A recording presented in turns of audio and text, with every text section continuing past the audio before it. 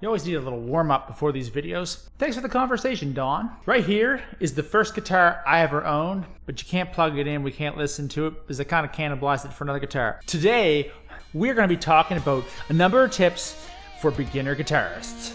This isn't so much of a how-to or how-to-play video. This is more about things that I wish I knew when I was 15 years old, learning to play guitar. Let's go. Number one, your guitar just needs to work.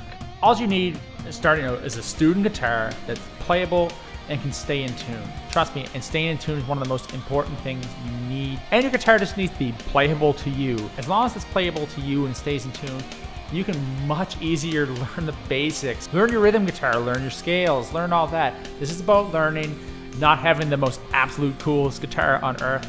And trust me, a lot of the guitars these days are incredibly cool.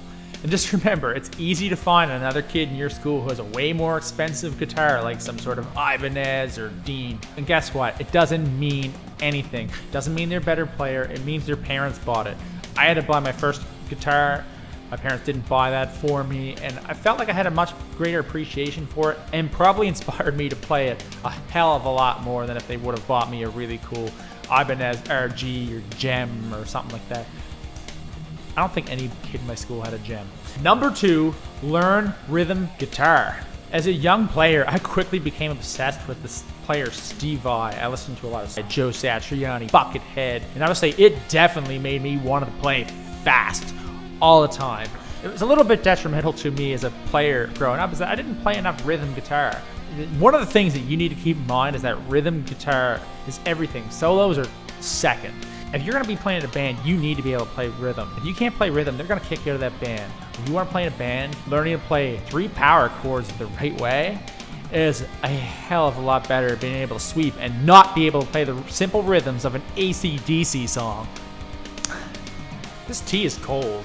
Number 3, play simple things well. One of the things that I see a lot of young players doing, and this is a mistake that I made myself as a young guitar player, is trying to play faster than you can. And if you try to play faster than you can, you're gonna suck. So it's better to be able to play 3 power chords really well than be able to play a bunch of sweep arpeggios and tapping to show off in front of your friends. Trust me. Number 4, don't be sitting in front of the TV all day watching Netflix, so get up, play your guitar, and stop watching so much Netflix. If you want to be a good guitar player, you're gonna have to play.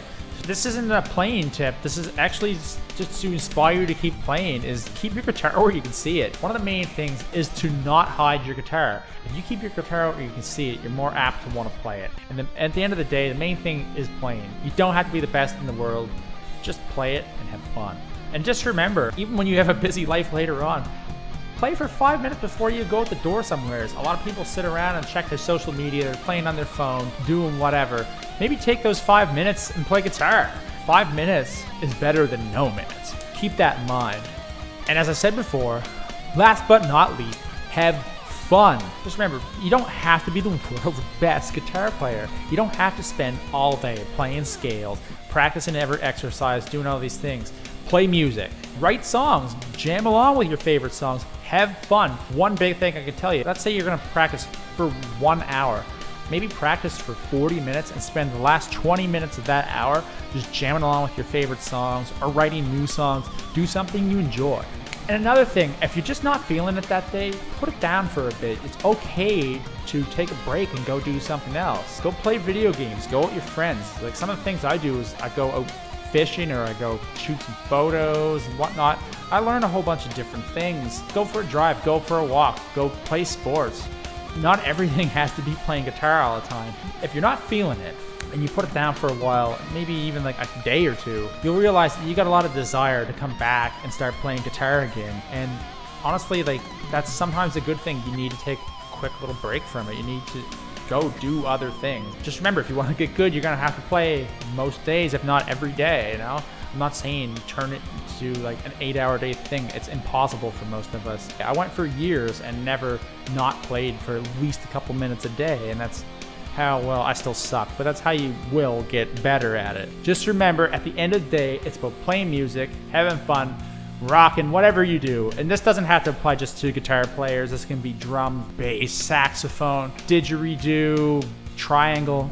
So that concludes this part of the video. If you did enjoy it, come over here, click subscribe, Click on whatever videos linked over here to the left. Follow me on Twitter, follow me on Instagram, and as always, keep on rocking, guys, and play your guitar or your didgeridoo. See ya!